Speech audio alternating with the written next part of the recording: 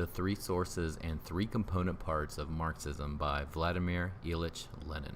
Throughout the civilized world, the teachings of Marx evoke the utmost hostility and hatred of all bourgeois science, both official and liberal, which regards Marxism as a kind of pernicious sect. And no other attitude is to be expected, for there can be no impartial social science in a society based on class struggle. In one way or another, all official and liberal science defends wage slavery, whereas Marxism has declared relentless war on that slavery. To expect science to be impartial in a wage-slave society is as foolishly naive as to expect impartiality from manufacturers on the question of whether workers' wages ought not to be increased by decreasing the profits of capital. But this is not all. The history of philosophy and the history of social science show with perfect clarity that there is nothing resembling sectarianism in Marxism, in the sense of its being a hidebound, petrified doctrine, a doctrine which arose away from the high road of development of world civilization. On the contrary, the genius of Marx consists precisely in having furnished answers to questions already raised by the foremost minds of mankind. His doctrine emerged as a direct and immediate continuation of the teachings of the greatest representatives of philosophy, political economy, and socialism. The Marxist doctrine is omnipotent because it is true.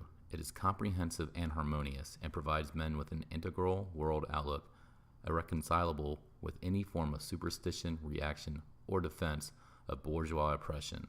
It is a legitimate successor to the best that man produced in the 19th century, as represented by German philosophy, English political economy, and French socialism.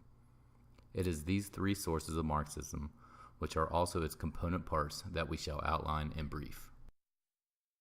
The philosophy of Marxism is materialism. Throughout the modern history of Europe, and especially at the end of the 18th century in France, where a resolute struggle was conducted against every kind of medieval rubbish, against serfdom and institutions and ideas, materialism has proved to be the only philosophy that is consistent, true to all the teachings of natural science, and hostile to superstition, cant, and so forth.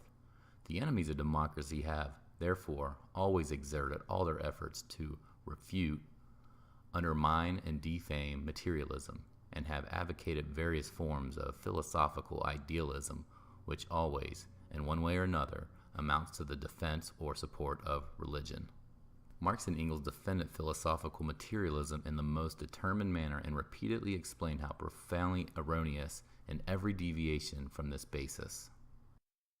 Their views are most clearly and fully expounded in the works of Engels, Ludwig Feuerbach, and Anti-Doring, which, like the Communist Manifesto, are handbooks for every class-conscious worker. But Marx did not stop at 18th century materialism. He developed philosophy to a higher level. He enriched it with the achievements of German classical philosophy, especially of Hegel's system, which in its turn has led to the materialism of Feuerbach. The main achievement was dialectics, i.e., the doctrine of development in its fullest, deepest, and most comprehensive form, the doctrine of the relativity of the human knowledge that provides us with a reflection of eternally developing matter. The latest discoveries of natural science, radium, electrons, the transmutation of elements, have been a remarkable confirmation of Marx's dialectical materialism, despite the teachings of the bourgeois philosophers with their new revisions to the old and decadent idealism.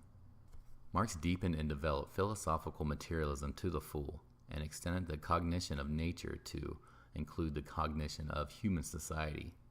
His historical materialism was a great achievement in scientific thinking.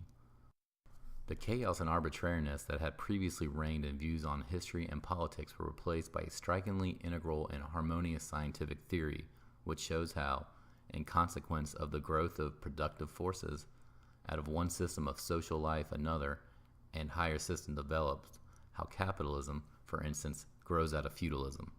Just as a man's knowledge reflects nature, i.e. developing matter, which exists independently of him, so man's social knowledge, i.e. his various views and doctrines, philosophical, religious, political, and so forth, reflects the economic system of society. Political institutions are a superstructure on the economic foundation. We see, for example, that the various political forms of the modern European states served to strengthen the domination of the bourgeoisie over the proletariat. Marx's philosophy is a consummate philosophical materialism which has provided mankind, and especially the working class, with powerful instruments of knowledge. Section 2. Having recognized that the economic system is the foundation on which the political superstructure is erected, Marx devoted his greatest attention to the study of this economic system. Marx's principal work, Capital, is devoted to a study of the economic system of modern, i.e., capitalist society. Classical political economy, before Marx, evolved in England, the most developed of the capitalist countries. Adam Smith and David Ricardo, by their investigations of the economic system, laid the foundations of the labor theory of value. Marx continued their work. He provided a proof of theory and developed it consistently. He showed that the value of every commodity is determined by the quantity of socially necessary labor time spent on its production. Where the bourgeois economists saw a relation between things, the exchange of one commodity for another, Marx revealed a relation between people. The exchange of commodities expresses the connection between individual producers through the market. Money signifies that the connection is becoming closer and closer, inseparably uniting the entire economic life of the individual producers into one whole. Capital signifies a further development of this connection. Man's labor power becomes a commodity. The wage worker sells his labor power to the owner of the land, factories, and instruments of labor. The worker spends one part of the day covering the costs of maintaining himself and his family, wages, while the other part of the day he works without remuneration, creating for the capitalist surplus value, the source of profit, the source of the wealth of the capitalist class. The doctrine of surplus value is the cornerstone of Marx's economic theory. Capital, created by the labor of the worker, crushes the worker, ruining small proprietors and creating an army of unemployed. In industry, the victory of large-scale production is immediately apparent, but the same phenomenon is also to be observed in agriculture, where the superiority of large-scale capitalist agriculture is enhanced.